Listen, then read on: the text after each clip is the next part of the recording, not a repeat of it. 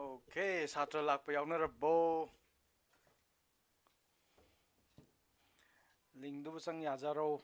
Lakpa yawdi kamenta anta haibiro lai kholena.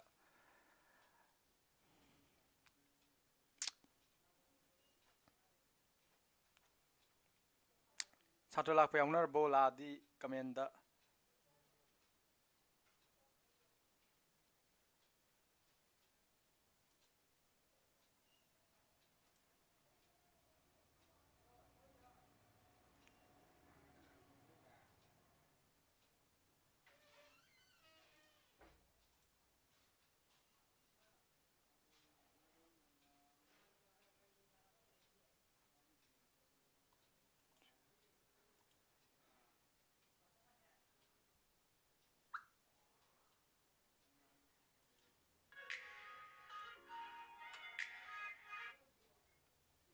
Hello? How? Oh, hantang mutharaki, hantang mutharaki.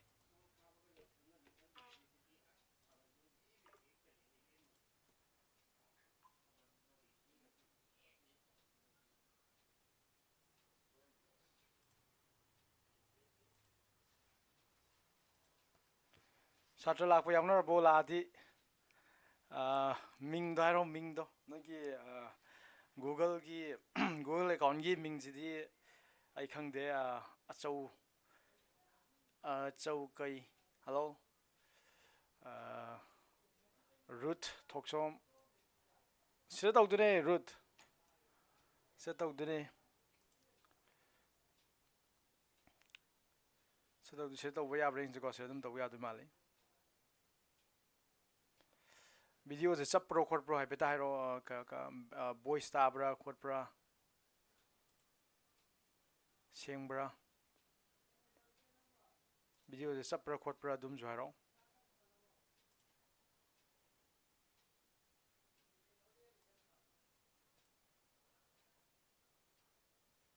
Good evening. Bling blang. Mayek se sing this are make sing daro. Mayek sing dabzi kamai shem ni stream setting. Aduga video ze kamai do singani ultra video di khar lekhalo haidi keno tawraga adam sengkani lekhalo ado ai sappa khotpra yawbriyo siradum taktune siradum yengo siradum taktune noi boys ngai je noi gi sorry boys e noi gi mingai je kenom da tawdre noi gi mingai je ke haini am da khangdre mingai don ta harone ming haraga hello haraga noi gi ming joiner ro haidi noi mingai je Google account ni number ngai Google account ni number ngai je da mingai je da khangdre se bling blang gai je kana noi khangdre adai crazy channels gai je kana noi khangdre chapro khotpra pe ta ro Siradum taktuni ko siradum taktuni sar quality like khat tre duine quality like khalo gopi di senjam gopi di daik maming yang just main hang de noi di bling blang adagi kari crazy channel ai ko aina video de sapra khotpra pe ta biro sapra yongo bai di wangang bu khotpa sappa khotpa nungai ta ba kai kai lai haro hoba yadra mayek se nungai ti haro mayek se lekhalo stream health mayek se noina lekhatso anda mayek se lekhala yengo noi mayek seng dai do mayen ta lekhala yengo na mayek lekhalan ti yengo mayek seng dai do quality yadi sir quality yadi ba kai no quality seng dai jibo quality je sengmom thoina si urabyong ai sira taktuni ko si iraki ubryong ko akoi chapter je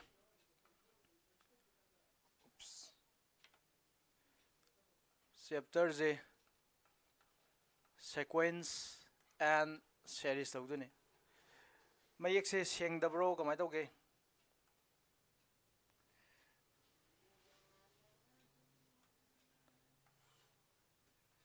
urabo mayek sengbra sengdabra anta haibiro mayam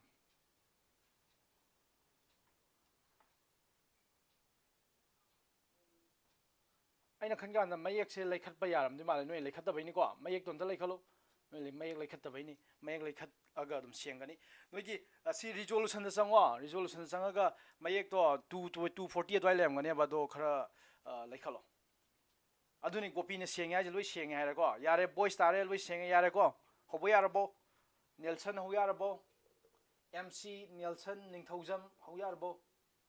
ꯕꯤꯅꯥꯂꯣꯛ ꯍꯧ ꯌꯥꯔꯕꯣ Jennifer गामई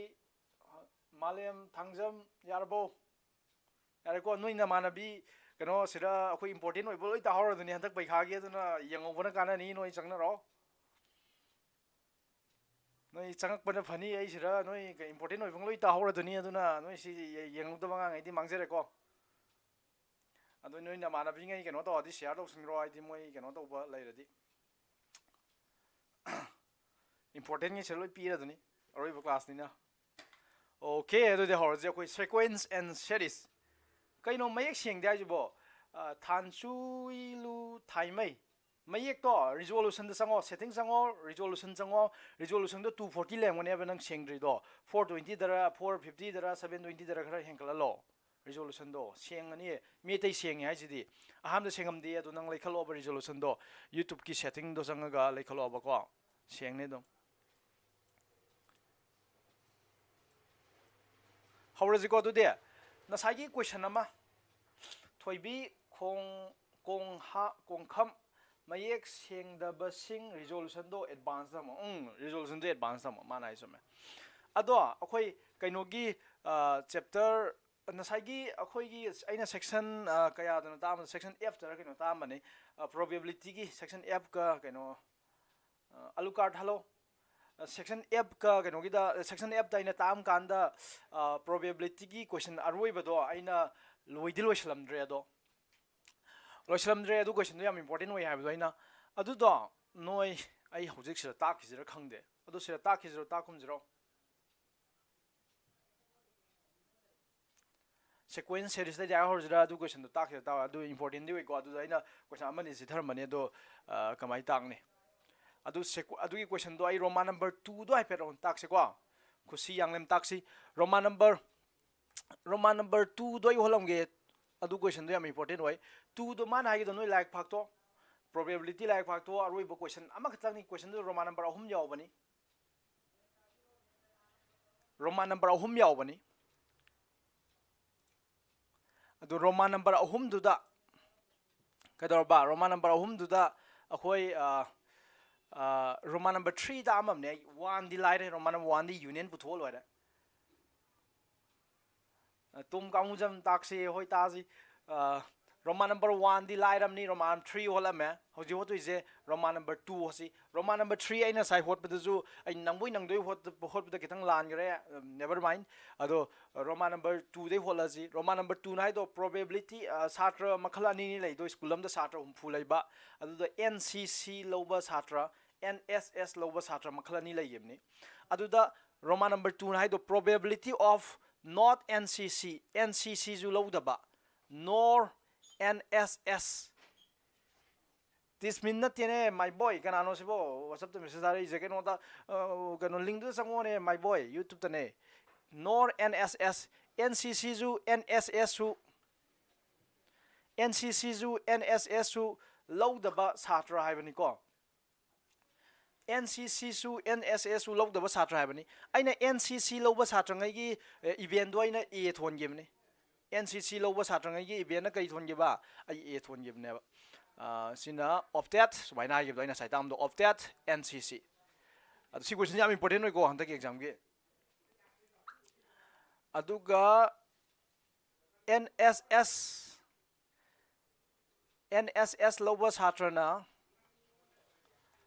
B naina event do same game ni ado not NSS not NCC NSS su NCC su lowdaba satra haibani adu ita the probability of minus rise not NCC nor not NS yare ko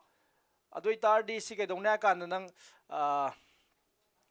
ingje ko ke dongna kan da koi adu the probability haro sira probability adu ga not NCC hai tar di A complement nei hai di NCC lowdaba haibani NCC ꯂꯧꯗꯕ ꯑꯗꯨ ꯏꯇꯥꯔꯗꯤ A D NCC ꯂꯧꯕ ꯍꯥꯏꯕꯅꯤ ꯑꯗꯨ A ꯀꯝꯄ꯭ꯂꯤꯃꯦꯟ ꯍꯥꯏꯇꯥꯔꯗꯤ A ꯗ ꯌꯥꯎꯗꯕ ꯍꯥꯏꯕ ꯅꯠꯇ꯭ꯔꯣ ꯍꯥꯏꯗꯤ NCC ꯂꯧꯗꯕ ꯍꯥꯏꯅꯦꯕ ꯑꯗꯨꯒ N ꯗ ꯅꯪ 인터섹션 ꯊꯝꯃꯅꯤ B ꯀꯝꯄ꯭ꯂꯤꯃꯦꯟ ꯊꯝꯅꯦꯕ Cꯁꯤꯅꯦꯕ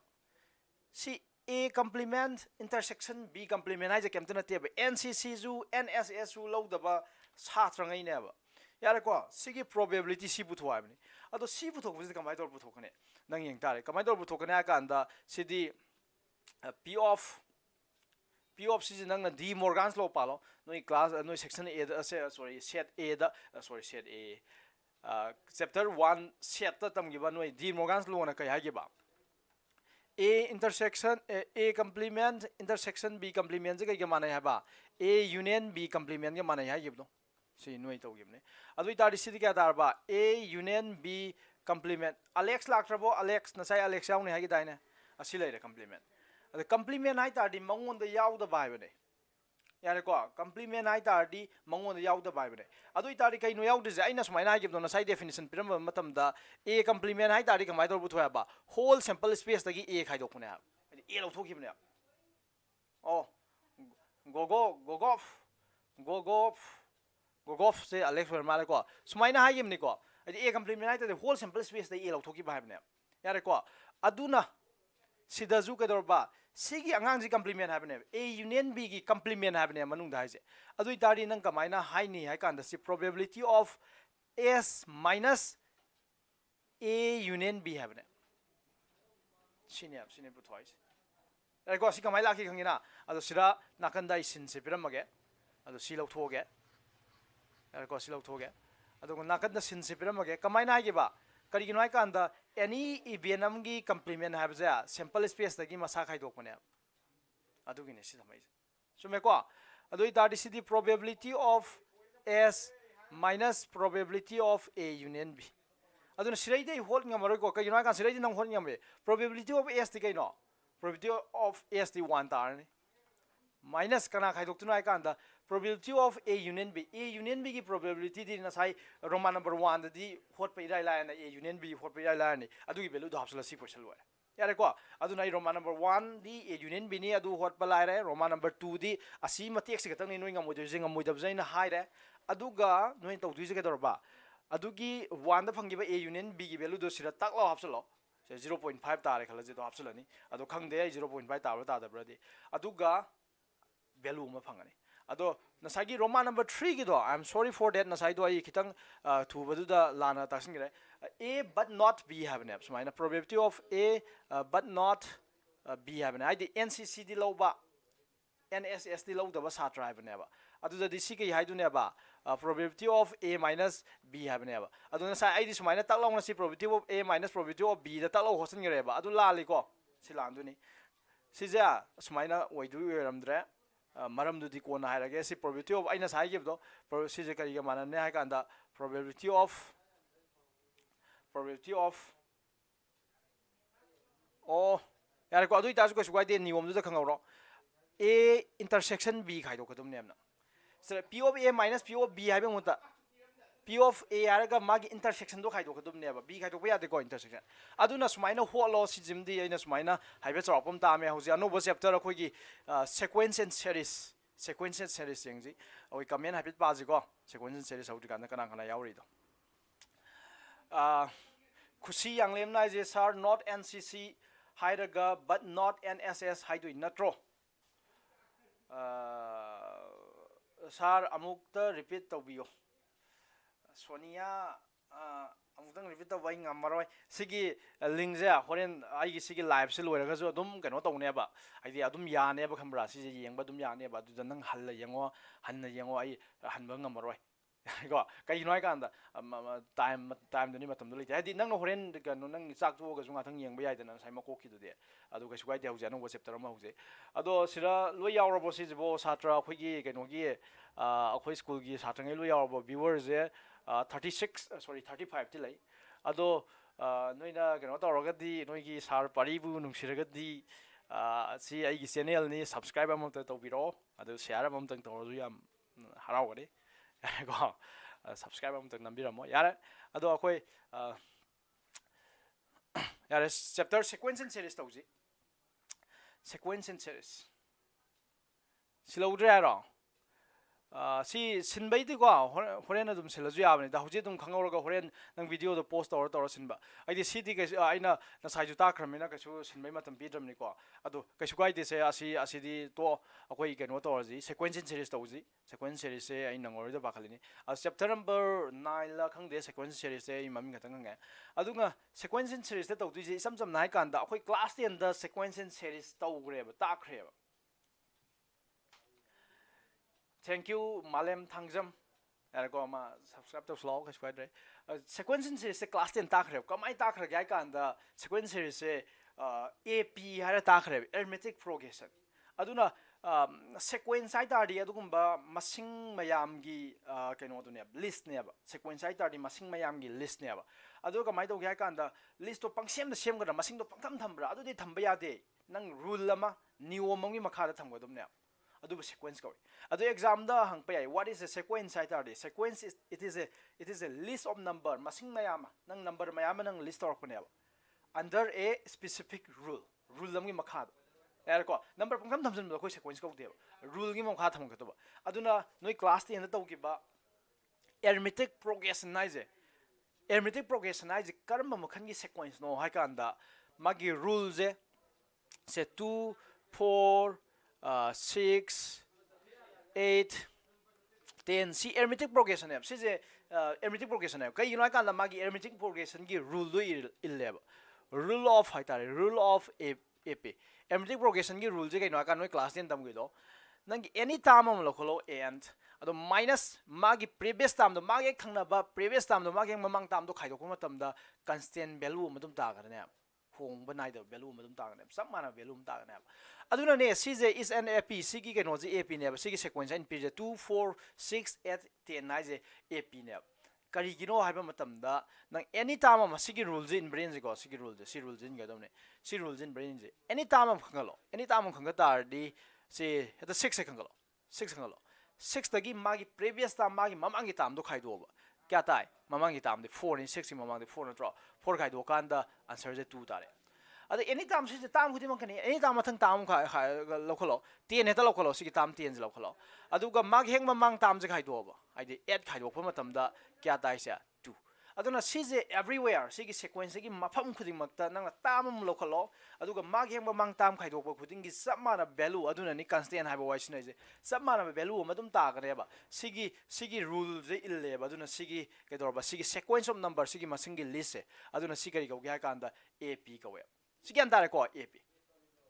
ado akhoi hojik to tu je ke dor ba GP haiba poram tor tu ni geometric progression yar ko noi class 10 da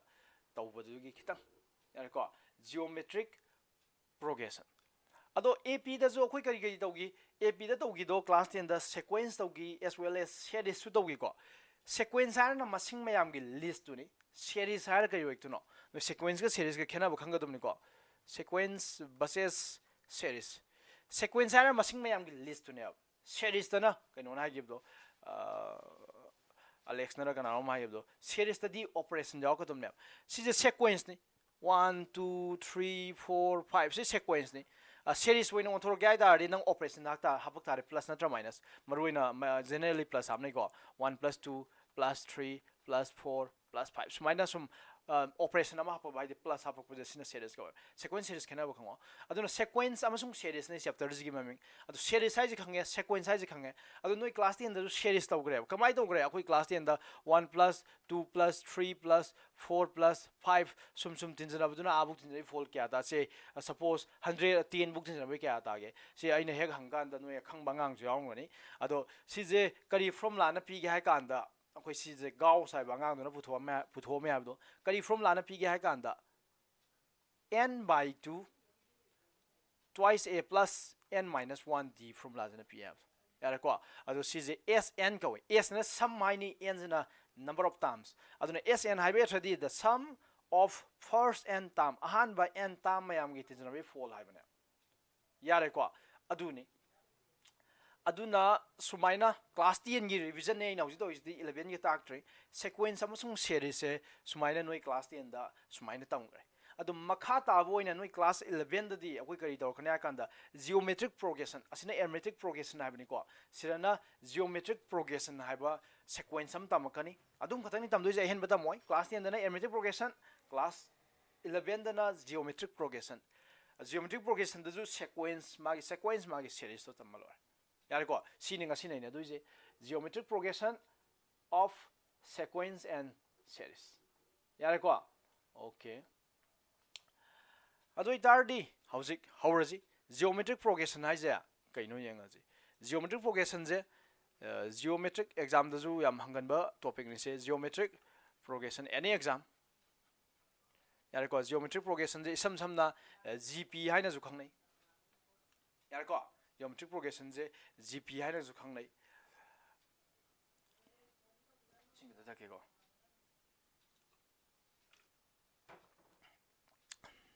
sort up ado arithmetic progression da rule do garino arithmetic progression da lagi ba rule do any term dagi nang na magi previous term khaidokpa an minus 1 any term dagi magi previous khaidokpa je it will be always a constant value haibana sina this is for ap the rule for ap yare ko lem kaidoroge manine haise gyan tarabo aduga geometric progression dadi magi rules asina ap gani geometric progression dadi magi rules kari hoina kanda rule for geometric progression je kaino kanda magi rules ja asigi minus to baza divide khang to wa an divided by an minus 1 ja constant hoina yongse aduna id exam de thangjalak tuni mark 1 da define geometric progression define to hana adu nang khumduije kari khumduna kanda geometric progression it is a sequence geometric progression is a sequence geometric progression the sequence amni under the rule amgi makha da kari rule no ka nang na siram ga ba an minus 1 an divided by an minus 1 equals to constant si rule jena haigadro what is geometric progression ang kanda mark 1 da answer piram bangam gadro ngam gadro ngamoidra ta hainaro ngamne ha tadi ngamne haro ngamoy haro sigi definition je id exam de ta lo hang lokpe mark 1 what is geometric progression define geometric progression anda hainar mo khusing amne are atai joiner mo ai sing ta kalogi sing amte yaudre my dear students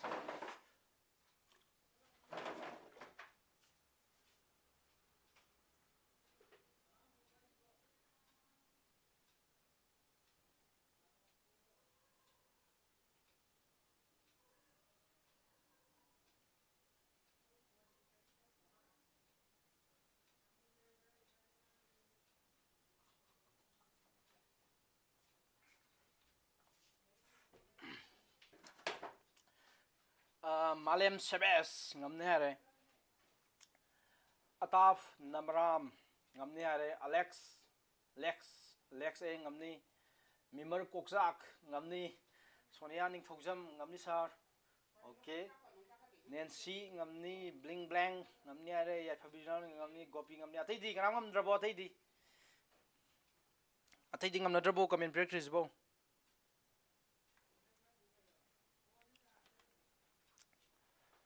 Thoibi Kong Kham ngamni nate Kong Kham ai Jitian Sagol sem ngamni okay ngamani na khale adui tadi geometric progression gi some features adagi some examples physical binalo ngamni hare Gengi Zors ngamni Gogov ngamni sar Milky Sabungbam Pictru Khuman ngamni Silky ngamni Nauba Longjam ngamni Jennifer Gamai pardon sir kaino yare ko silai example am pg geometric sequence ke example je kana pi ba ya kya ka anda akhoi gi se 2 4 16 32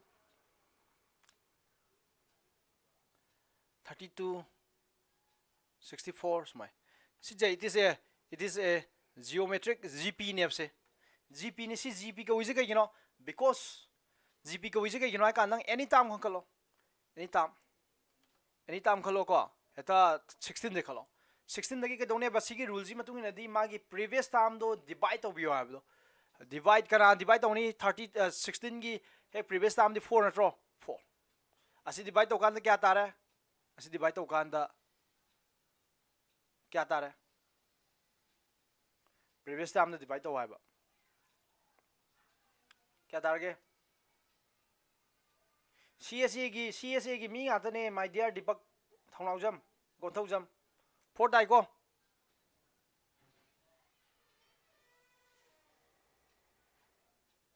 4 dai ko 4 ai ji khitang lan bra ai geometric sequence wait ra sa geometric sequence 4 2 0 8 ai geometric sequence wait re ai na sira I'm sorry so geometric sequence wait re 2 4 8 ai ga domne yara ko 8 wala me bling bling this me bling bling no wala o quiz jiten sa gol se mok di wala mani se adoi tari 16 nang kana yelani mamang je 8 wele me ko ina side soi bani 8 16 de 8 yan tari kya tare 2 yara ko my rule sum breng ji adagi mathang di any khangalo 64 da kana yelo ga 64 da magi mamang gi tam 64 gi mamang tam di 32 na tro 32 de yen biro 64 da 32 ni yan tari kya tare 2 yara ko 2 adu manai tu everywhere nang sigi sequence gi anywhere nang sat le yengo ba anytime pick up tawro suppose akoi 4 pick up tawji sigi 4 ai mo singje aduga magi previous time ni yelo mai mamang time di kana hoi to ba singa ji asna yen ma matam da adum value do 2 tare loi 2 tare yare ko aduna this is gp ne abse yare ko gp ki rules aduna arithmetic progression da di maming do khoi kari thongi arithmetic progression da maming do khoi na sugumba common noi ba constant ama tarak do khoi na arithmetic progression da di na sai gib do magi rule di minus hoina to biyo hab do an minus 1 je constant tai aduna mangon da di khaidong na ba je khoi math da kari kawi difference ko bani khaidong na ba je difference ko bani aduna mangon da di khaidong na ina khoi ke dor ba si je common noi na common na ba di loi sap mara tare ha bani common difference na high game ne ba noi class 10 to give do sap mana value tarak ko do sira noi class 11 da di geometric progression na lai du na tra geometric progression le ani aduna khoi si je kari ko ne kan da sira di yare ko sira di divide to we sane khai do bi common difference ko wim ni sira di divide to we ratio lo wo sap mana se aduna si jibo khoi kari ko kya kan da common ratio ko we common ratio ado akhoi r na ju di no to we common ratio r kaino thanchilio nang kaino ngamoi de kaino yare ko common ratio ko we aduna nang na construct any gp nang na gp ma construct do wai kan ida line construct do ngam ni kamai construct do ni sigi gp je nang hypet kaino ma gi pattern je hypet yengo ba kari pattern u gya kan da 2 da gi mathang gi tam 4 phangna honab da nang kai da we nang 2 na puri nei ba 2 da gi mathang tam 4 je phangna honab da nang kai da we ba 2 na puri nei 4 dagi mathangi tam 8 se phangna honab da nang kana na puri nei 2 na puri nei 8 dagi mathangi tam 16 je puri phangna honab da nang kana puri nei 2 na puri nei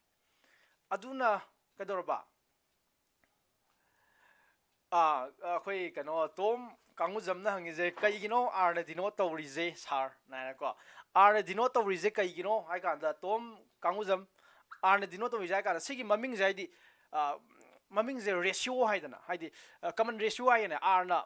ratios de r start away na duna akhoi r na r adum gano to bane aduna maming akhoi short symbol oina r adum sinam ne han bado kaino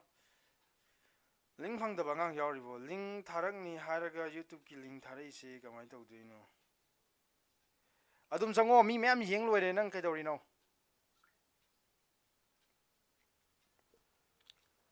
yare ko r ne dino to ise du gini aduga habjeki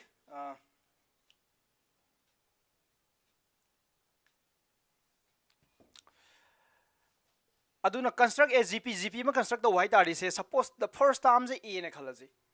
adui tari next term je kana oina kana na hoji pattern du re gp ma semba matam da tam ma dagi mathang tam chat kyai tari kana na purina kya kan da constant value do loi purina ba tu si constant value je kana amtana te na sai gi r haiba common ratio do ne abdu constant value dun loi purina ga dumne mathang tam phang gai tare aduna nangna ap ma construct tau jeba general ap mayam da loi sana ba yabi ap ma the first time do a wai tar di next time do kana wai ne kanda a da nang kana purina kani r na purina kani ba ar tar ne kai noi kanda akhoi next time phang na bo na da common ratio na dum purina bi wa do ar leire mathang I tam ong phang gai tar di kana na mu ka purina kani sigi ar ha ba tam jida r na mu ka purina na tu na mathang purina sira ma tu na mathang purina salise adu minus sira jo r na purina ar square adu sira di mathang di ar cube sumaina mathang purina sakhrani ko aduga sum sakhrani aduga yeng ji ko huje si di first term do ne a1 haiba term do ne si je first term do ne a1 haiba term do ne se yare ko nangi gp ji ki sina second term do ne a2 haiba term do ne sina second term yare ko sina a3 haiba do ne third term do ne sina a4 haiba ne fourth term do ne nangna sum yeng ma tam da kari pattern ure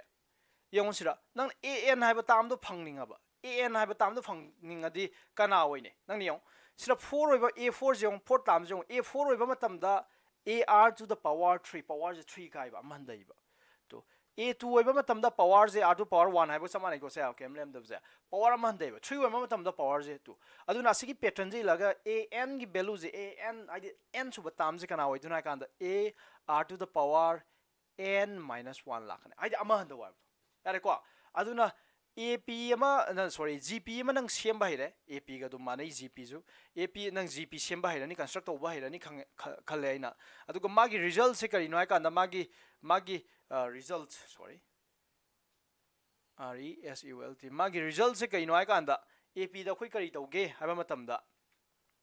common ratio haibam le ani yare ko common ratio haibam le ani aduga magi general term n suba term an je kana wena kan da a r to the power n minus 1 le ne yare ko aduna geometric progression ga khoi loi mari leina sorry arithmetic progression ga loi mari leina ba tani aduna sina an suba term sigi formula je le n term ado arithmetic progression da di asi woi gi dabni ko arithmetic progression da di kari woi gi n gi value je a plus n minus 1 di woi gi yare ko ado hojik atopa topic ama toraji sum of the first n term sum of first n term han ba n term tinjanabagi fall laba CJ anangi geometric progression da adu kana wigi sorry arithmetic progression kana wigi n by 2 twice a plus n minus 1 d na wigi ni ko ado siradi kana na work to ne yang hauji khanerji nangi sum of the first n term ai tari s ne ta dino to hoji haidi nangi term mayam do loi tinjana ro haibane haidi a plus ar square plus dot kai bo ado sia a loi bu kari ar n buk tinjana tu ne ado arn gi heng mamang gi tam du di karawi gane arn gi heng mamang gi tam du di arn minus 1 oi gane yara ko arn gi mamang gi tam du di arn minus 1 haidi aman dabdo silere silai di nang multiply both side by both airaga pot aidore ko multiply both side by sigi equation ji both sides sa by akhoi keno na multiply tawro r na multiply tawsi haidi common ratio ni ko r ja r na multiply taw matam da si s into r legrani haidi r na multiply tawro amne sira r na loi multiply tawne r multiply tawji ko ar yare ko si ahan beda r na multiply tawni ar mathang da siramu r na multiply taw tari kya ta ne asdamu a na r multiply taw tar di ar square yare ko plus ar cube sum chakrani plus sum laga ar kya lani sa ar oops ai je kenom soi male n tam du di kaino ni he ai soira n tam du di last time du di arn minus 1 bu khatang ni ani arn bu hapsle du la le ko arn minus 1 bu khatang thang godom ni adu mathang puri na ko I'm sorry for that adu si arn bu ai di r na puri na tu ni sira r na puri na kan kya ta ni ar n to the power n khatang ta la ni ai ko ai di r ai di sira ar to the power n minus 1 da nang na sorry nang na r na puri na wai ba ne ba r na puri ta di si kya ta du noi kan da si kya ta du noi kan da r gi saruk se kari wore sa si 1 wore adu ta di base mana mi na power tin na ya do r to the power n la kan ya sa yare ko adu mai na siraju kai dor ni adu mang ni to arn lai je ado arn gi heng mamang gi tam do थीद्रसु यारे से अदु इतारी नंग सी equation number 1 थोलो सिने equation number 2 थोलो यारे को equation number 1 के 2 गजे आई subtract तो गया subtracting तो गया आइना सब्ट्रैक्ट 1 के 2 गजे सब्ट्रैक्ट तो तारदी 1 के 2 गजे सब्ट्रैक्ट तो तारदी लेफ्ट साइड ना सब्ट्रैक्ट तो s minus sr यारे को सिरमुक सब्ट्रैक्ट तो सिरे सब्ट्रैक्ट तो सी अहान भाई सियाना लोई लोखल जी सब्ट्रैक्ट तो दुनी ना a plus ar plus ar square plus दो दो दो दो लाख बजना ar to the power n minus 1 अदंग माइनस तो थोड़ो नहीं करना माइनस तो मखा की माइनस तो थोड़ो नहीं आदु दी ar minus ar square minus ar cube minus सुम लाख की बजना minus ar n बुक तो नहीं अब सी सब्ट्रैक्ट तो मजिदा यों सी नहीं सब माना रहे हो सी ar है बने सी ना ar जना प्लस वे ले रहे सी जगह सी ना minus ar है बने कथन यार है ना अदे ar square का minus ar square कथन है मथंग मथंग सुम कखरने मथंग मथंग कखरने लोई कखरदुने से सी जो कखरदुने अदु को लेमौ दुजे सिरा से लेमौ दुजे कला कला नोय कांदा से लेमौ दुजे s minus sr लेफ्ट ले जरे राइट लेमौ दुजे a का minus ar to the power n का खतंग लेमौ गने अरे को लोई कखरना करे ना अदु का सी की डिराइवेशन जाम इंपोर्टेंट को एग्जाम दग जो जाम हंगन बपोने से अदु इ तार डी सी के दरबा श्रेदी नंग s का मलौ यारे 1 minus r अदुगा a जो का मलौ यारे 1 minus r to the power n अदु तारी नंगी s की वैल्यू जे क्या तारगे है कांदा उप्स s की वैल्यू जे क्या तारगे है कांदा s की वैल्यू जे क्या तारगे है कांदा s equals to a 1 minus r to the power n by 1 minus r दा होरने यारे को अदुना sum of the first n term की formula दो मानदे नसाई ap का हौजिकी gp जी का मानदे अखोई gp देना क्या वेराबा a 1 minus r to power n over 1 minus r way अदु नोई क्लास 10 तो गिबा ap की sum of the first n term की formula the n by 2 twice a plus n minus 1 d way गिबने ओके अदो सिगी फॉर्मूला जे अनि वर्जन अनि थोंना इगनी को करम गादा ना कान सी फॉर्मूला जे करम गान सिना ने कान दा r जिना 1 दे पी कान सिना गदम ने नंगी कॉमन रेशियो दो 1 दे पिक तार बस अदु सिना गने अदो फॉर्मूला अनि थोलकनी को सिगी कनो की फॉर्मूला जे sum of the first n term gp की फॉर्मूला जे अनि थोलकनी अदो फॉर्मूला जे अमजु लै a r to the power a at the power n minus 1 by r minus 1 है फॉर्मूला हम सुलाई गने हाइदी ओंथोनर को उल्टा 1 minus r to power n है बंगा 1 minus r है बंगा असमाय ओंथोनर को अदुगा सी फॉर्मूला जे करम कान सिन गने कान r जिना 1 दे चौकान हाइदी पॉजिटिव ताना होनर को निदा पॉजिटिव ताना बा पॉजिटिव का माइनस मखा की जिंती होने से नन r जे 1 दे पी है ने कंडीशन जे r जे 1 दे पिक तार दी सिदा 1 minus r है बजा 1 दगी r खाइदो आबने r दी 1 दे पिक मसिंग हमने से कंडीशन जिदा अदुई तार दी 1 दगी 1 दे पिक मसिंग हम खाइदो दे पॉजिटिव ताने ना दो सी पॉजिटिव ओइबे अदुमाय तोर फा तारे नंग फॉर्मूला तो अद सी की फॉर्मूला जना कइदोने है कांदा r जना 1 दे चावबगी केस ने r दे 1 r जना 1 दे चाव तार दी नंग सिरा r minus 1 है बजा r दी 1 दे चाव मसिंग हम ओइग्रमनी 1 दे चाव मसिंग हम दगी 1 खाइदो फाइज पॉजिटिव ओइदने अदुमाय तोर खन तारे अदु फॉर्मूला दो अदुना अखोय एग्जाम दा हंगे क्लास नंगोंद gp पिरमे हौजिकी तो पिरस बि आइसे 2 आइना साइपी के बस gp दो सिगी वैल्यू पुथवाय से 2 plus 4 plus 8 plus 16 plus 32 plus dot up to say 50 tam up to 50 tam 50 सुबह ताम बुक थिजनो सिगी फोल के आनो हाइता दी नंग होत विजे a की वैल्यू पुथोनी a की वैल्यू दी 2 तारे r की वैल्यू दी क्या तारनी r की वैल्यू दी नंग आइना हाब दो r की वैल्यू कमाई थोनी कॉमन रेशियो आइबने r दी एनी टाइम हम पिक अप तोरो आइते 16 जेते पिक अप तोरो अदो मागी प्रीवियस टाइम दो डिवाइड तो हाब दो 8 डिवाइड तोरो सिदी क्या तारे 2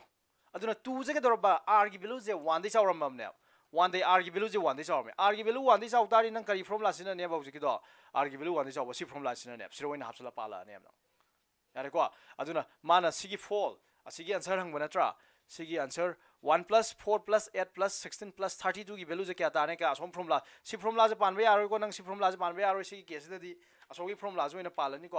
असोम फॉर्मूला जे पालगा a की वैल्यू दी 2 तारे r दी क्या तारबा r the 2 ताग्रामनी r the होजे 2 ताग्रामनी to the power n दी क्या तारनी n दी नंबर ऑफ टाइम्स हैवनी n दो 50 आएगा 50 टाइम मुक्ति जनाउना ꯑꯗ 50 minus 1 by 2 minus 1 ꯁꯨꯃꯥꯏꯅ ꯇꯧꯔ ꯍꯣꯠꯀꯅꯤ ꯚꯦꯂꯨ ꯁꯤꯗꯩꯗꯤ ꯚꯦꯂꯨ ꯄꯨꯊꯣꯛꯉꯝꯕꯅꯤꯅ ꯌꯥꯔꯦꯀꯣ ꯑꯗꯣ ꯁꯤꯕꯨꯛꯇ ꯁꯤꯅ sum of first and term sibukta gyan tabra tadabra haro id ap ga gp ga kyam khena ino do ai keno de yang ke comment de yang ke noi comment do parake gyan tabra tadabra haipeta comment pibiro yang ga dino na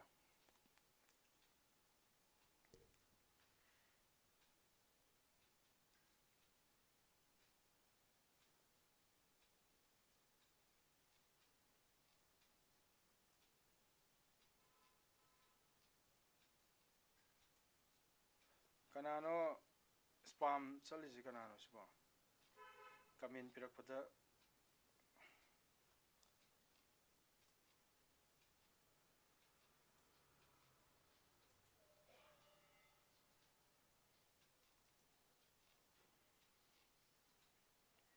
taiko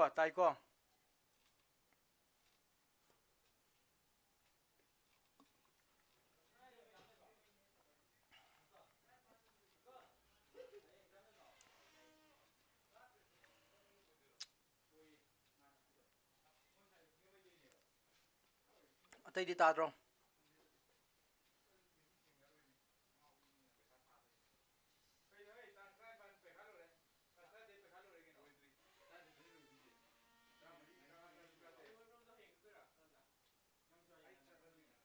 taiko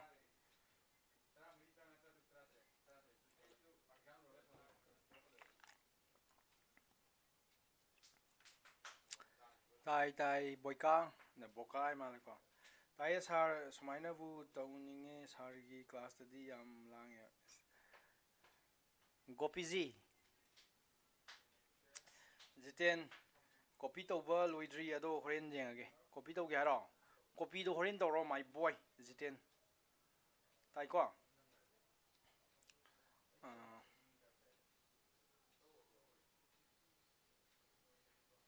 taidi malem sebes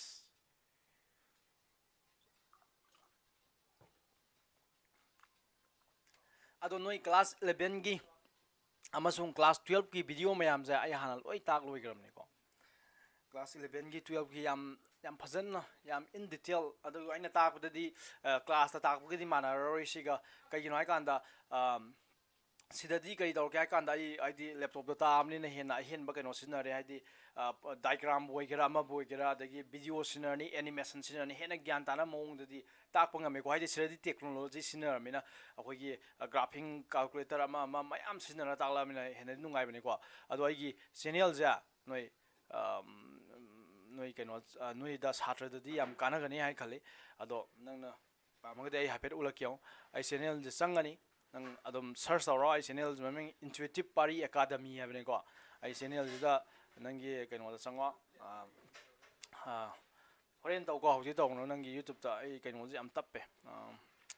laptop jam tappe ko sangani aduga ai hapet guide to pirak kem noi chang kana kamai pani kamai paroi kamai kari kari yeng ne do ado loi ayam loi thagal loi gram ne ai di ko loi thagat loi gram ne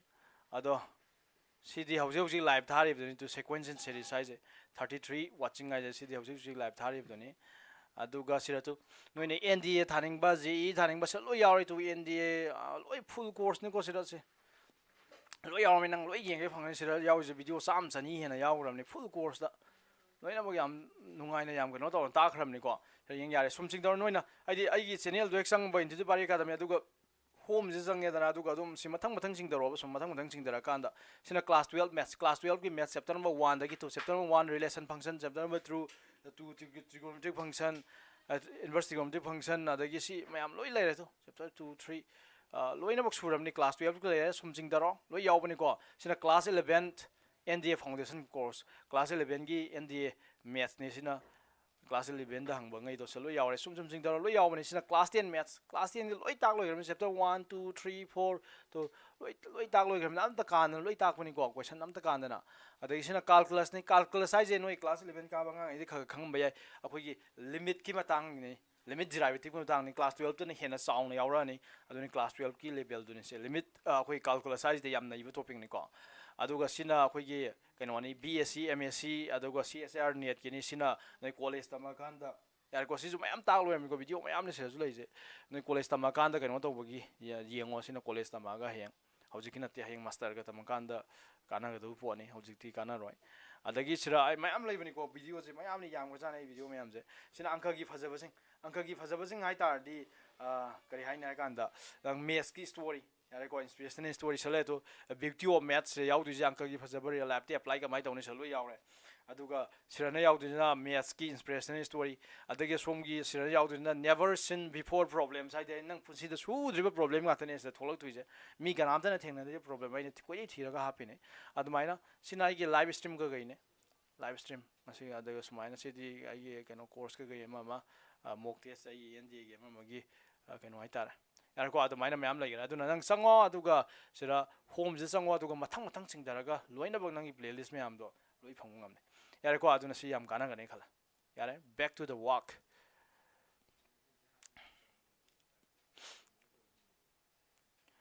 ꯑꯗꯨ ꯅꯣꯏ ꯁꯨꯝ NDA ꯊꯥꯅꯤꯡꯕ ꯁꯥꯇ꯭ꯔꯁꯤꯡ ꯂꯩꯇꯥꯔꯗꯤ ꯅꯣꯏꯅ ꯃꯥꯟꯅꯕ ꯑꯃ coaching ꯇꯧ ꯉꯝꯗꯕ ꯑꯃ ꯑꯗꯒꯤ ꯅꯣꯏꯒꯤ ꯁꯤꯁꯇꯔ ꯕ꯭ꯔꯗꯔ ꯂꯩꯇꯥꯔꯗꯤ ꯑꯗꯨꯝ ꯁꯤ ꯁꯤꯌꯥꯔ ꯇꯧꯀꯣ ꯑꯩꯒꯤ NDAꯒꯤ ꯃꯌꯥꯝ ꯇꯥꯛꯄꯅꯤ ꯂꯣꯏ ꯀꯥꯟꯅꯒꯅꯤ ꯈꯜꯂꯦ ꯂꯩꯔꯦ ꯑꯣꯀꯦ ꯍꯧꯔꯁꯤ ꯑꯗꯨ ꯑꯣꯏꯇꯥꯔꯗꯤ ꯑꯩꯈꯣꯏ ꯃꯈꯥ ꯇꯥꯔꯁꯤ ꯕ꯭ꯔꯦꯛ ꯃꯆꯥ ꯑꯃ ꯄꯤꯕ ꯋꯥꯅꯤꯗ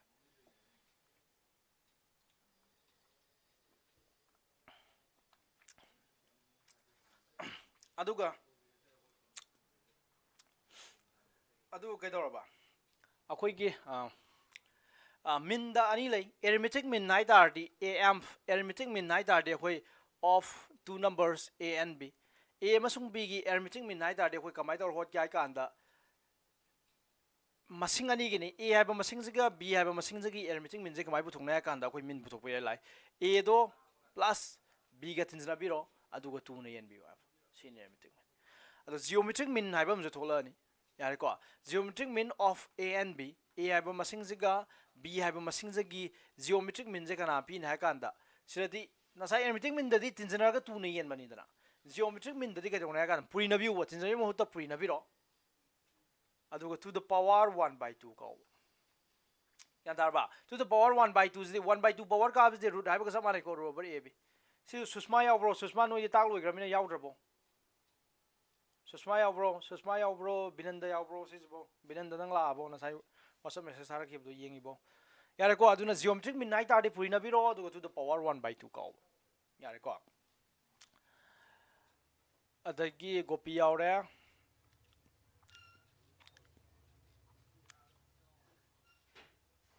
ꯑꯂꯦꯛꯁꯇꯤ ꯌꯥꯎꯗ꯭ꯔꯣ ꯌꯥꯔꯦꯀꯣ ꯁꯤ ꯂꯩꯔꯦ ꯑꯗꯣ ꯍꯧꯖꯤꯛ ꯌꯥꯝ ꯏꯝꯄꯣꯔꯇꯦꯟ ꯑꯣꯏꯕ ꯇꯣꯄꯤꯛ ꯑꯃ ꯇꯧꯁꯤ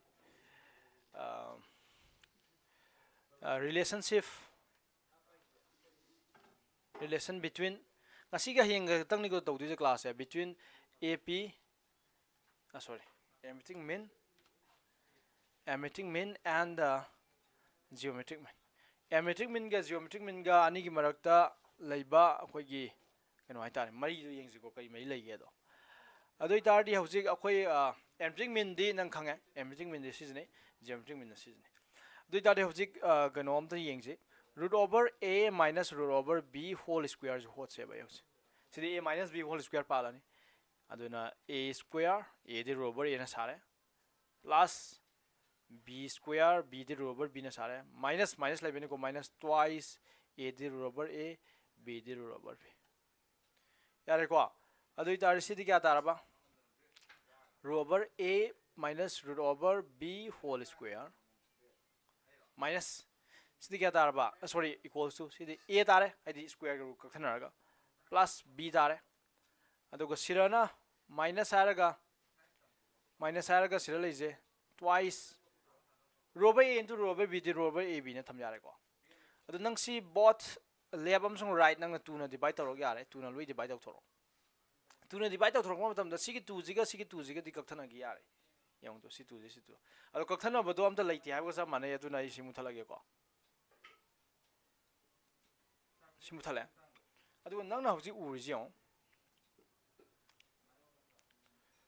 ꯅꯪꯅ ꯍꯧꯖꯤꯛ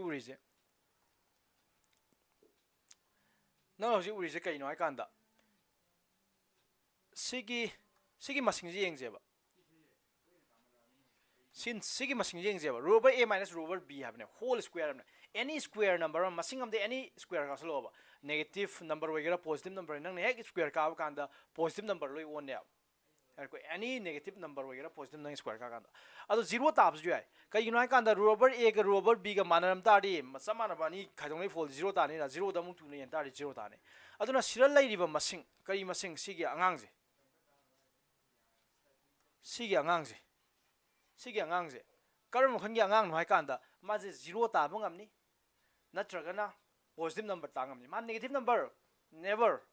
negative number ma tangam moi aduna zero ta bing amni ko negative number suya tangam roi dam yare ko aduna since na ai duise since nangi root over a minus root over b whole square by 2 je is greater than 0 equals to 0 0 ga mana ju greater than equals to 0 siga mana bara maram waraga nangi sigi masing jidi hojida sigi equation jina re siga mana in high gram ne a plus b by 2 minus a root over a b siga mana high gram ne adu itadi kaidora ba na a plus b by 2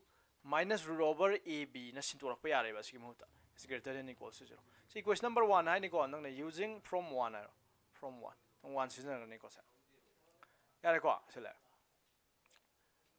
adu itadi sigi dorba sidi nang na sai ure sidi arithmetic min ne a plus b by 2 di arithmetic min ne a ga b arithmetic min ne sidi minus sidi ka na geometric min ne the greater than equals to 0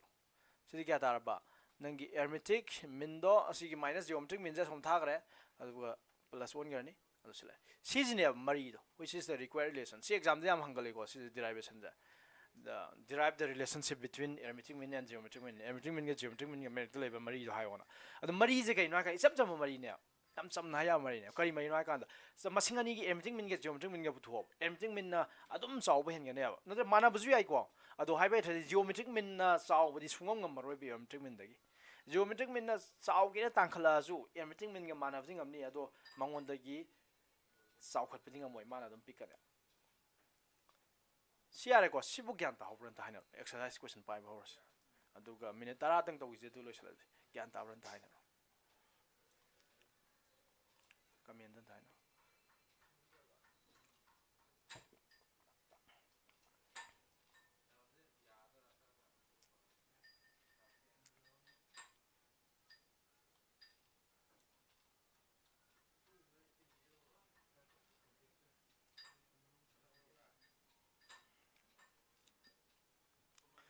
Kano kanam ka min pinok trijbo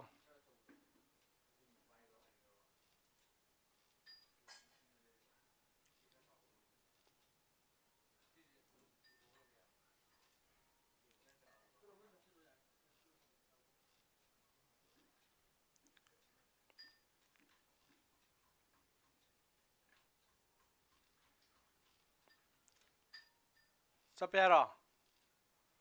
sar thabal ne pung sar kaino sar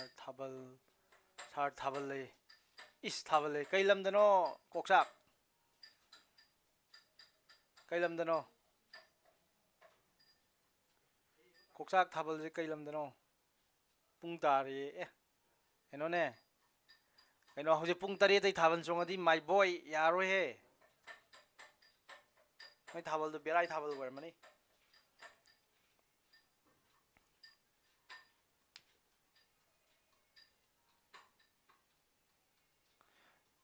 yarbo sab trouble kamai toroge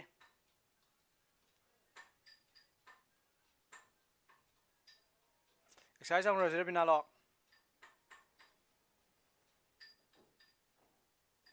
exercise amro jiko sar yar ko the exercise amro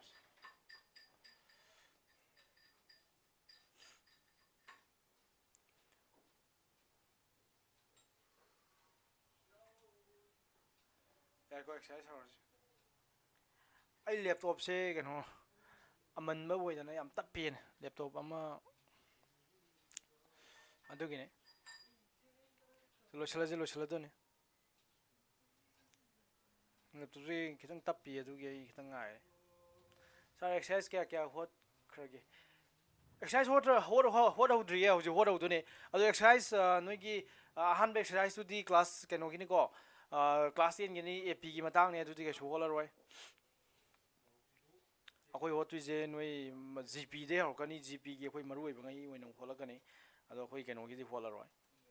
ꯑꯗꯨꯅ ꯌꯦꯡꯁꯤ 9.3 9.2 9.2 9.2ꯁꯨ ꯑꯦꯔꯃꯦꯇꯤꯛ ꯄ꯭ꯔꯣꯒ꯭रेꯁꯟ ꯉꯥꯛꯇꯅꯤꯀꯣ ꯑꯩ 9.2ꯁꯤꯁꯨ ꯍꯣꯠꯂ 9.1 9.2 ꯑꯅꯤꯃ ꯑꯝꯇ ꯍꯣꯠꯂꯔꯣꯏ ꯀꯣ 9.1ꯒ 9.2ꯒ ꯑꯩ ꯍꯣꯠꯅꯤꯡꯗ꯭ꯔꯦ ꯀꯩꯒꯤꯅꯣ ꯍꯥꯏꯀꯥꯟꯗ ꯁꯤ ꯑꯦꯛꯖꯥꯝꯗꯁꯨ ꯍꯪꯉꯣꯏ ꯑꯗꯨꯒ ꯃꯥꯁꯦ ꯑꯦꯔꯃꯦꯇꯤꯛ ꯄ꯭ꯔꯣꯒ꯭रेꯁꯟꯅꯦꯕ ꯀ꯭ꯂꯥꯁ 10ꯒꯤꯅꯦꯕ ꯑꯗꯨꯅ ꯑꯩꯈꯣꯏ 9.3ꯗꯒꯤ ꯍꯧꯁꯤꯀꯣ ꯍꯥꯏꯗꯤ ꯃꯇꯝꯁꯨ ꯂꯩꯇ꯭ꯔꯕꯅꯤꯅ ꯑꯩ ꯈꯤꯇꯪ ꯀꯥꯜꯂꯦ ꯁꯤ ꯁꯥꯎꯕꯗꯤ ꯌꯥꯗꯦ ꯑꯗꯣ ꯀꯩꯒꯤꯅꯣ ꯍꯥꯏꯀꯥꯟꯗ ꯅꯣꯏ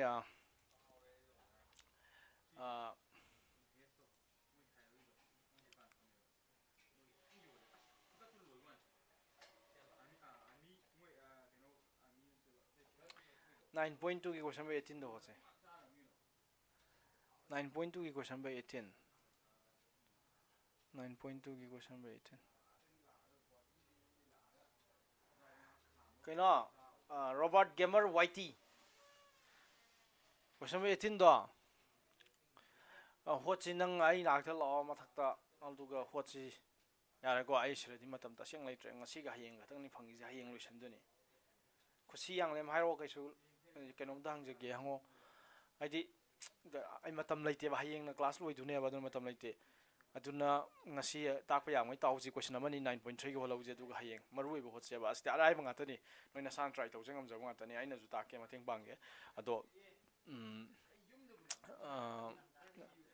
ꯁꯤꯂꯦꯕꯁ ꯂꯣꯏꯍꯧꯅꯕ ꯇꯧꯔꯛꯄꯅꯦ 9.3 ꯀꯣꯏꯁꯟ ꯑꯃ ꯍꯣꯠꯁꯤꯁꯦ ꯀꯣꯏꯁꯟ ꯍꯣꯠꯁꯤ ꯐꯤꯕꯣꯅꯥꯆꯤ ꯁꯤꯀ꯭ꯋꯦꯟꯁ ꯍꯥꯏꯁꯦ ꯀꯩ ꯍꯥꯏꯅꯣ ꯁꯥꯔ ꯑꯩꯅ ꯉꯍꯥꯟ ꯅꯪꯉꯣꯟꯗ ꯇꯥꯛꯑꯝꯃꯕꯗꯨꯗꯤ ꯐꯤꯕꯣꯅꯥꯆꯤ ꯁꯤꯀ꯭ꯋꯦꯟꯁ ꯌꯥꯔꯦꯀꯣ ꯌꯥꯝ ꯅꯩꯕ ꯑꯉꯥꯡꯅꯤ ꯐꯤꯕꯣꯅꯥꯆꯤ ꯁꯤꯀ꯭ꯋꯦꯟꯁ ꯍꯥꯏꯁꯦ ꯑꯗꯨ ꯌꯦꯡꯉꯨꯁꯦ ꯀꯣꯏꯁꯟ ꯑꯃ ꯍꯦꯛꯇ ꯍꯣꯠꯁꯤꯁꯦ ꯀꯣꯏꯁꯟ ꯃꯔꯨ ꯑꯣꯏꯕ ꯈꯔ ꯍꯦꯛꯇ ꯈꯟꯒꯠꯁꯤꯁꯦ ꯀꯣꯏꯁꯟ ꯅꯝꯕꯔꯁꯦ 9.3ꯒꯤꯀꯣ ꯀꯣꯏꯁꯟ ꯅꯝꯕꯔ ꯀꯌꯥ ꯍꯣꯠꯁꯤꯒꯦꯁꯦ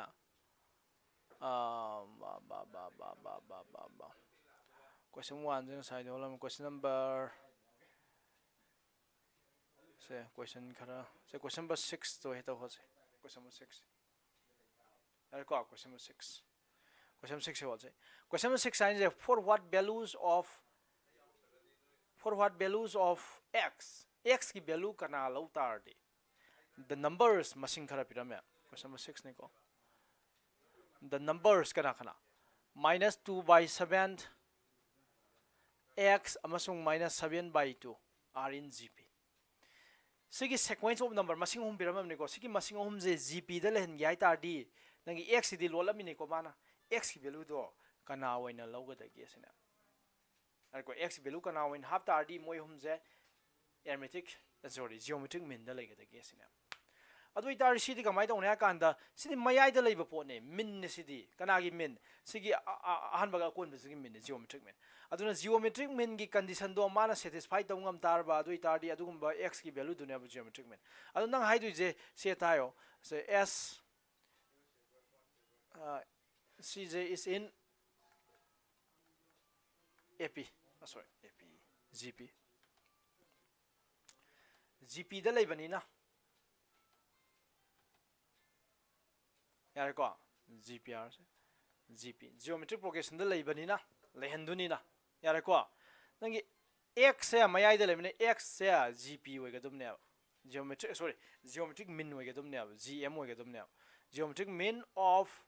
मसिंग अनि जिगी -2/7 and the -7/2 अनि जिगी geometric mean होइगदुमने मास सिगी अंदा रोइन हाइजे आइदि माने geometric progression दा थम हनगे सि लेहनगे आइ तार x value कना लौने हाबने हाइबेट्रदी मयाइ दा लेम मिना सि geometric mean सोय होइगदुमने अदु नंग असके दोरबा geometric mean नि हाइने x मयाइ दा लेस यारे को असले अदु geometric mean दे होय कमाय तोर पुथोकिना साइदो geometric mean दि कमाय तोर पुथोके हाइबा मतमदा मसिंग अनि दो पुरिनरो अदु गो रूट लौगिदुदि geometric mean हाइ तारदी मसिंग अनि दो पुरिनरो अदु गो रूट लौगिबने अदुना सिन हाइजे केमता नते x equals to root over मसिंग अनि दो पुरिनरो -2/7 गा into -7/2 यारे को सिन हाइबे थदी नंगी x की वैल्यू तो क्या दारबा -2 गा -2 गा कथनरे मथंग खाने 7 गा 7 कथनरे माइनस प्लस अदु इतारी रूट की ममांगदि प्लस माइनस हमदुने आई एम सॉरी आई कावरमे से प्लस माइनस रूट ओवर 1 सिदि क्या दारबा प्लस रूट ओवर 1 दी 1 plus minus 1 haibe thadi nangi x value do 1 oina lor ju ai or nangi x value do minus 1 lor ju ai haibe thadi nangi sigi sequence da sai sequence do minus 2 by 7 comma 1 comma minus 7 by 2 si je geometric progression soi wer ma do ne nang minus 1 hapa ju ai go minus 1 oina thama ju ai value do x value ani lei go adu mai si adum phajabu question ne are ko si hot pe ai aduga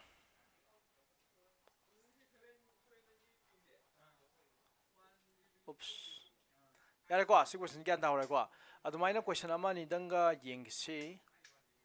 question amani khatang yengsi question ma kya ho psiya question number kya ho sikya hayeng lo sinam ni ko question ma kya ho sikya ro sidai ma kaya lakto ni ma adum kanogi lakpe ai mang manga gi lakpe ai SMA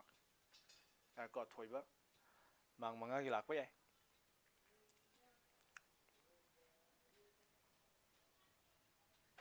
29 ho jaro 29 de hayong osi ngasi gi mamang wai de khalo 29 de hayong osi mamang wai de khalo question am tang holam je du lo sila ji ngasi class hai question am tang holam je ai laptop no rom chap pa ne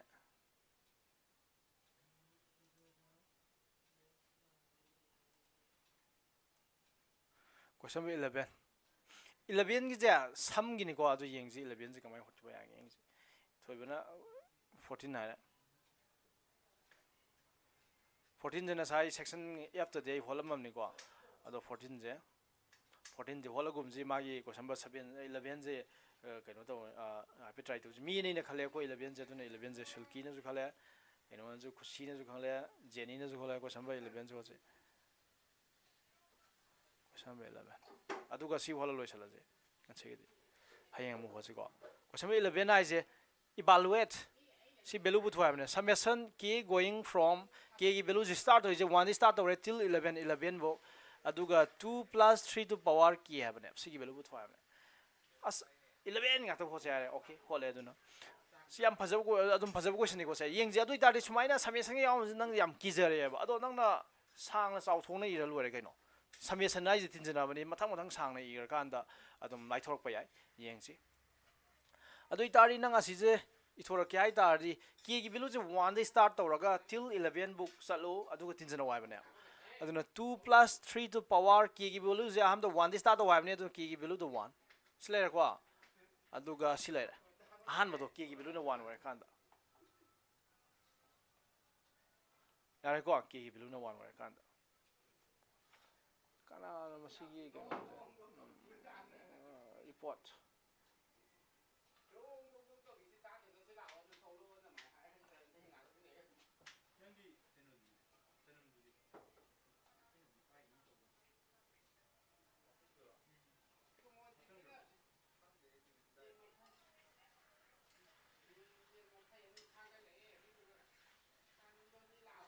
blog tau asigumba mathong maram khangdaba kana yare ko k gi value 1 dai na till 11 bu salwa bane aduna k gi value 1 hapa ka na thami je adu summation ni niom ni ko adu plus thamo summation ai be ni ko ina plus marak to thamai ja adu mathang kana thamok tu ba 2 plus 3 to power 2 ai k gi value do 1 2 3 4 sum sum jakra 11 bu salwa bane adu mathang 2 saliba plus 2 plus 3 to power 3 to k gi value 3 plus 2 plus 3 to power 4 plus sumai sum sak khwai bane sum tinjana go ado loi bading am damina abuk tinjana kaya bo 2 plus 3 to power 11 bo hamne nang abuk tinjana ina yar go silai adai di na husi kari orga kan 2 je sira 2 je me am yaure 2 je kaya ka yawe 2 je tarama thoi rak yawe ai sira amma ani ahom mari sum la ko duna 3 to power 11 mo na tra dui tari 2 je kaya yaure 2 je trama thoi yar go 2 ngata na punje 2 plus 2 plus 2 plus 2 sum tinjana ko duna 2 je trama thoi bong ne plus 2 se je kya ra 11 times 2 je trama thoi tinjana re ai na yar ko sim lai ra plus mathang da lai je 3 to power 1 plus 3 to power 2 plus 3 to power 3 sum tinjana ko duna kya bo 3 to power 11 buk tinjana wa bane yar ko adu 2 je 11 muk tinjana ba haibe tradi akhoi multiplication is the shortcut of addition habdo tinjana bai shortcut na habdo di 2 je 11 tinjana ba haibe tradi 11 into 2 haibo samana ba han basi yare ko adu plus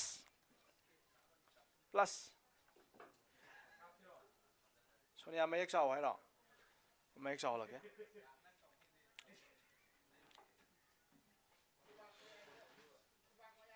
adu itar di sike dorba sirana sigi mo holak se ko si hot kai tar nang kamai dor hot kene si hot kai tar nang kamai dor hot kene 3 to power 1 plus 3 to power 2 plus 3 to power 3 si je this a gp si gp mane this is gp ne se kari gino ina si gp ne haja kana ainga me si gp ne haja kari gino si gp ne haja gp ne haja kari gino ai kan da nang mun ne yong ko sigi pose mathang ni mathang chat pa matam da kari 3 ne ka tro do sai gp ne do sei si chat pa matam da 3 na puri nai ne 3 to power 1 da 3 na puri da 3 square a sei muk sira chat pa matam da 3 na puri nai ne 3 square da 3 puri da 3 cube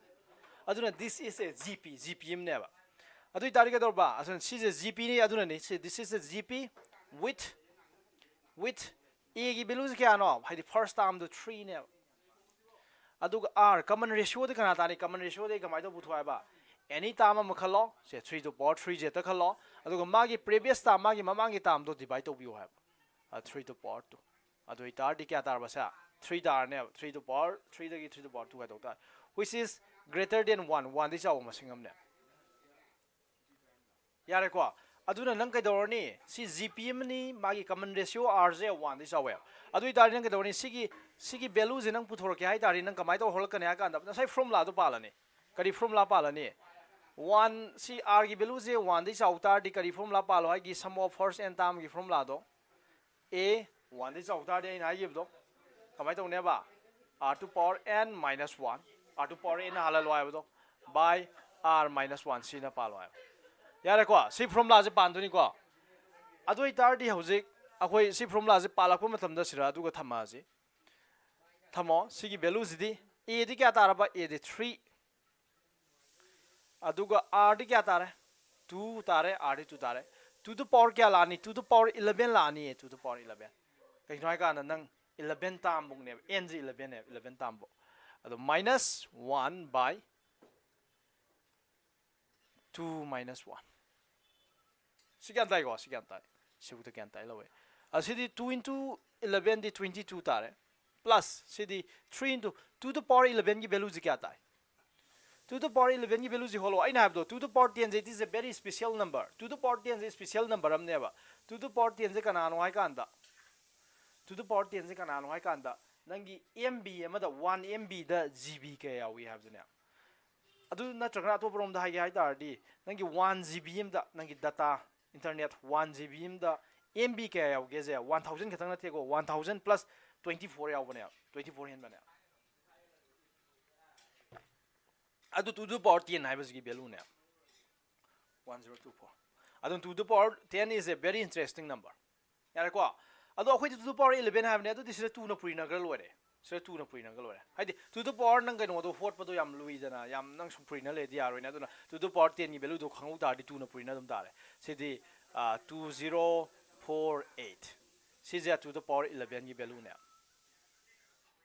yare ko aduna hapsalo sira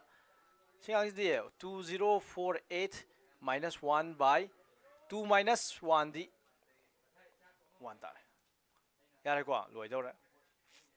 en thi muk tanga 22 plus si di kya tar ba makha do 1 tham ju yare 3 into kya no sa 2047 ga saman hadi 1 khai do mina adu 22 plus 3047 da 3 sorry 2047 ni hey my boy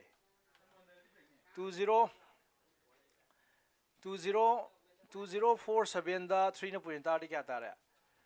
37 are 21 tari ahum kuma thoi te hum kuma thoi ai 2 tham jali ji kai no 21 so 2 dar 3 4 are 12 13 14 14 dar 3 4 are 3 2 are 6 si kya tar ba 6141 tar si values di last kya tar aduna answer ja si am phajab question ko exam da hang pa yam ya ba question ni probability yam wang mo question ni ko ja si muk tin na tar 6 1 8 sorry 6163 maliko 63 6163 ta de ma 6163 oops 6163 yare ko smai toroga sira angka ji loy yare ko aduna si question jam phaja question ni ap lolam bai ta gp ma lolam bai tar gp ma lolam bai tar mana manung da aduga hot pa question yare ko smai sang to adu gyan tai ta de adu da haibiramo aduga satpi ro yare gyan ta da bangang di lei horoi amutang ga tak ke karama tang gyan ta re no gyan ta bangai di okay gyan ta re har mo do sat khro ke skai de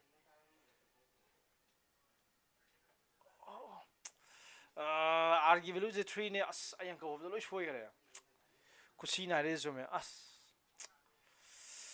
akhoi na sai da gi argi velu 2 ne har sat khre ne nai sai na hai ge no ga hol ora ka no na ri je ge no kapning mo yaw si hallo kon ngam ro khoi argi velu 3 ne na sai 2 na sin gare do hot khre do ado si argi velu 3 apsala dum hot padi ngam do na tro aina stu ne khala hot khre ne oh my god sira sira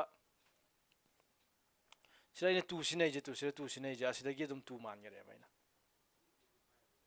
yare ko asida dum 2 man gare yare ko gyan tare lawre smai to ado si ang khase da la 3 wo ge dum ni aina 2 ne na yeah thank you for the correction yarni 3 apse laga ho lage okay bina lock robot gamer yt beta beta sai ngasai kaino haiba yadra beta haiba yadra beta 2 mahuta 3 silaga holadi sa adune 3 chalo holo khiyare ko adudi loishalas ado noi subscribe amam tadi tobiwe aduga noigi india thagadu ba ji engineering thagadu ba adagi 11 12 thagadu ba ngang ai leitar di 10 thagadu ba ngang leitar di share khado bi ai ai yam line tak pane ba yam nungaina ado moi yam kana ga ni khale mes hairam tadi mes lautar okay bye bling bling hoy alex follow yar okay jiten downloadable one view okay roger okay zenso alex sa aina class 10 da subscribe tore yam kuire nang di alex kaino class 10 da youtube video yang abo binalog thank you sir de khushi yarni akoi semdo ge sir alex big fan ne sir gi sas alex se aya class 10 da yang panga mo la me akoi school dai thingnai je alex ka kaino ga nga ma yawne aduga abani je ai class 10 dai ai video yang pa nga ne ataf tawgrabne thank you bye jiten binalo good night thank you bye tawkhre hobud sir okay gobi thank you subscribe to thank you member koksak sir yamna nungai gyan sam da thank you sonia na akoi school da mro sonia ning thojam mai je thank you Jenso thank you thoiba kongkham mayam share count thoiba na aije share khaga to biramo mayam alam dai da tak lau share to thomo duga sak sa thur wen sak yam chang na ba ayi video share to bai aidi aine to je aidi loi free da loi number kaino to ta khram ne ba loi nd gi ra ma gi ra noi thaning ba da gi aidi mamang ai dai tal ku iram ni ko ai sahi manga mu suram nei ta khlai ji de sumaina aduna sigi yam nuai ta khuni anga ngai na kana ga ne nai khalle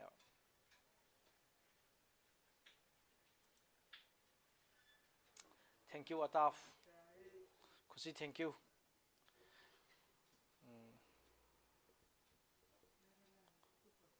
okay bye bye 6174 tai is then okay sidaren gyan ta hero thoi ba adune youtube ta na di hena gyan tarak pane ai di video oina tarak pane di hena gyan tarak pane ba classroom da di ꯃꯤꯗꯣ ꯃꯌꯥꯝ ꯌꯥꯝꯕꯅꯤ ꯂꯥꯡꯕ ꯈꯣꯠꯄ ꯑꯃꯁꯨ ꯂꯩꯗꯅ ꯑꯗꯨ ꯁꯤꯗꯅ ꯑꯗꯨ ꯂꯩꯇ꯭ꯔꯦꯗꯅ ꯐꯖꯅ ꯃꯨꯟꯅ ꯅꯪ ꯍꯜꯂꯒꯁꯨ ꯌꯦꯡ ꯌꯥꯔꯦꯅ ꯒ꯭ꯌꯥꯟ ꯇꯥꯍꯧꯗ꯭ꯔꯗꯤ ꯑꯗꯨꯅꯅꯤ ꯊꯣꯏꯕ ꯀꯕꯤꯇꯥ thank you Alex bye sir bye bye Alex ꯁꯤꯜꯀꯤ thank you Gopi good night sir 3 ꯑꯣꯟꯊꯣꯛꯑꯗꯤ 6174 ꯇꯥꯔꯦ ꯑꯣꯀꯦ ꯅꯥꯎꯕꯤꯗꯤ ꯍꯣꯠꯄ ꯂꯣꯏꯈ꯭ꯔ ꯃꯥꯜꯂꯦ ꯒꯨꯗ ꯖꯣꯕ ꯅꯥꯎꯕꯤ ꯑꯣꯀꯦ ꯐ꯭ꯔꯦ ꯑꯗꯨꯗꯤ ꯃꯌꯥꯝ ꯆꯠꯅꯔꯣ ꯅꯨꯡꯉꯥꯏꯕ ꯃꯪꯉꯣ ꯂꯥꯏꯔꯤꯛ ꯀꯟ ꯄꯥꯔꯣ ꯄꯩꯈꯥ ꯀꯨꯏꯗ꯭ꯔꯦ ꯌꯥꯎꯁꯪꯁꯨ ꯉꯥꯎꯊꯣꯛꯑꯣ ꯅꯨꯃꯤꯗꯥꯡ ꯍꯜꯂꯛꯑꯀꯥꯟꯗ ꯂꯥꯏꯔꯤꯛ ꯈꯔꯁꯨ ꯄꯥꯔꯣ ꯑꯗꯨꯒ ꯄꯔꯤꯈꯥ ꯐꯖꯅ ꯊꯥꯔꯣ ꯀꯣꯏꯁꯟ ꯁꯦꯝꯕ ꯍꯧꯈ꯭ꯔꯦ ꯅꯣꯏꯒꯤ ꯄ꯭ꯔꯤ ꯀꯥꯎꯟꯁꯤꯜꯒꯤ ꯁ꯭ꯀꯨꯜꯒꯤ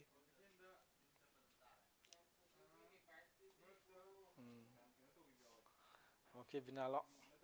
ꯁꯟꯖꯨ ꯅꯤꯡꯊꯧꯖꯥ ꯁꯥꯔ ꯂꯩꯕꯒꯤ ꯑꯩꯈꯣꯏ ꯆꯥꯎꯊꯣꯛꯆꯔꯤꯅꯦ ꯁꯣꯜꯕ ꯇꯧꯕ ꯉꯝꯗꯕ ꯀꯣꯏꯁꯟ ꯃꯌꯥꯝ ꯑꯃ ꯌꯥꯝ ꯂꯥꯏꯅ ꯁꯣꯜꯕ ꯇꯧꯕ ꯉꯝꯃꯤ ꯊꯦꯡꯛ ꯌꯨ ꯁꯟꯖꯨ ꯑꯩꯗꯤ ꯍꯥꯏꯗꯤ ꯑꯩꯒꯤ ꯉꯝꯖꯕ ꯂꯦꯚꯦꯜꯗ ꯁꯨꯝ ꯍꯣꯠꯅꯖꯕꯅꯤ ꯑꯩ ꯌꯥꯝ ꯍꯩꯔꯨꯕꯁꯨ ꯅꯠꯇꯦ ꯑꯗꯣ ꯁꯨꯝ ꯅꯣꯏꯗ ꯀꯥꯟꯅꯕ ꯄꯤꯅꯕ ꯁꯨꯝ ꯇꯧꯕ ꯋꯥꯅꯤꯗ ꯐꯔꯦ ꯑꯗꯨꯗꯤ ꯑꯇꯩ ꯍꯪꯅꯤꯡꯕ ꯈꯣꯠꯅꯤꯡꯕ ꯂꯩꯇ꯭ꯔꯕꯣ ꯑꯗꯨꯅ ꯂꯥꯏꯔꯤꯛ ꯀꯟ ꯄꯥꯔꯣ ꯌꯥꯎꯁꯪꯁꯨ ꯉꯥꯎꯊꯣꯛꯑꯣ ꯑꯗꯨꯒ ꯅꯣꯡꯃꯒꯤ ꯀꯣꯏꯁꯟ ꯑꯃꯅꯤꯗꯤ ꯍꯣꯠꯂꯣ ꯅꯣꯡꯃꯒꯤ ꯂꯥꯏꯔꯤꯛ ꯈꯤꯇꯪ ꯌꯦꯡꯉꯣ